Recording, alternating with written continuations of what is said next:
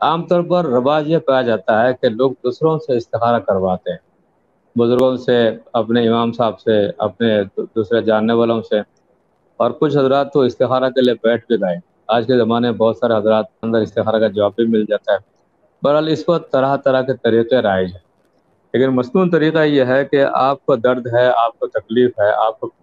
آپ کو پریشانی ہے، لہٰذا بجائے اس کے کہ دوسروں سے ہم استخارہ کروائے، ہر انسان استخارہ کر سکتا ہے۔ وہ ایک نماز ہے،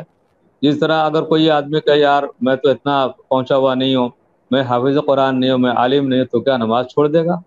نماز تو نہیں چھوڑے گا۔ جس طرح اب اس کو نماز آتی ہے نماز بھی پڑھے گا، نماز فرض ہے وہ۔ تو استخارہ کا اندر وہی نماز ہی تو ہے، اور کوئی چیز تو نہیں ہے، تو لہذا وہ 2 رکعت نماز ہر انسان پڑھ سکتا ہے۔ البتہ طریقہ یہ ہے کہ رات کو یا جس دن کو، جس وقت انسان سکون سے ہو، تمام کاموں سے فارغ ہو، کچھ اس کام کی طرف پوری توجہ دیں،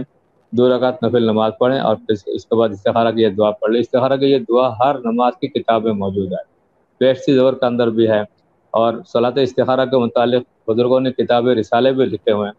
وہ دعا مصنون طریقہ جو ہے ہمیں اپنانا چاہیے کہ اللہ کے نبی کا طریقہ، اس میں جو فیض ہمیں ملے گا کسی اور طریقے میں وہ فیض حاصل نہیں ہو سکتا، اس لیے وہی طریقہ اختیار کرے۔ ہر انسان خود کر سکتا ہے، اپنے لیے آزما کر دیکھیں۔ اور پھر دوسری بات یہ ہے کہ استخارہ میں یعنی کوئی رزلٹ کا آنا کوئی ضروری نہیں ہے۔ صبح سویرے اٹھنے کے بعد تازہ اور فریش خیال جس طرف آ رہا ہے بس وہی رزلٹ ہے، اسی کو سمجھے۔ اور بعض حضرات کو خواب بھی نظر آ جاتا ہے،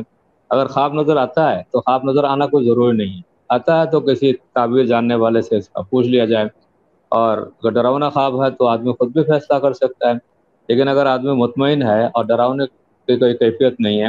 تو اس صورت میں جا کے اس میں کوئی برائی نہیں ہے۔ تیسری بات اس حوالے سے یہ ہے کہ اگر منفی خیال بھی آ جائے، ہم چاہتے ہیں کسی جگہ رشتہ کرنے کے لیے، دکان یعنی شروع کرنے کے لیے، زمین خریدنے کے لیے، لوگوں نے تو صرف رشتے کے ساتھ استخارہ کو یعنی مخصوص کر دیا، حالانکہ ہر اہم کام کے لیے اللہ کے نبی کا فرمان یہ ہے کہ جس نے استخارہ کیا یا جس نے مشورے سے کام کیا وہ کبھی شرمندہ نہیں، کہ جس شخص نے استخارہ کے ساتھ کام کیا رزلٹ کچھ بھی آ جائے تو وہ شرمندہ نہیں ہوتا،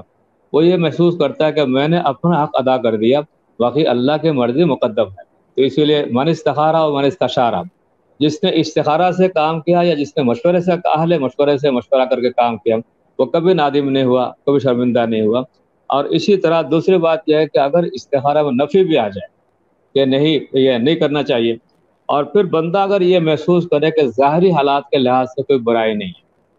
یعنی جو بھی صورتحال سامنے آ رہی ہے اس صورتحال میں ہر چیز سے مشورہ بھی ہو گیا، یہ بھی ہوا وہ ہوا، تمام تر اسباب اس کے حق میں ہیں،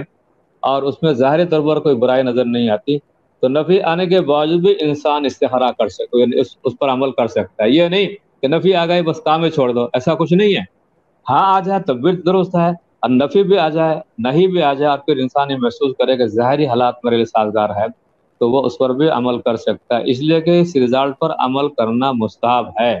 فرض اور واجب کے درجے میں نہیں ہے۔ تو لہٰذا یہ پوری تفصیل میں نے آپ کے سامنے پیش کر دی کہ اگر بندہ اپنے ظاہری صورتحال کے مطابق نفی آنے کے باوجود بھی وہ خود مطمئن ہے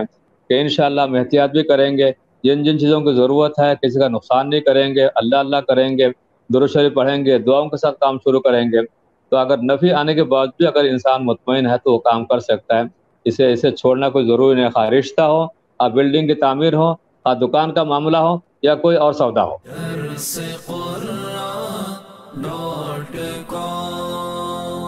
www.darsequran.com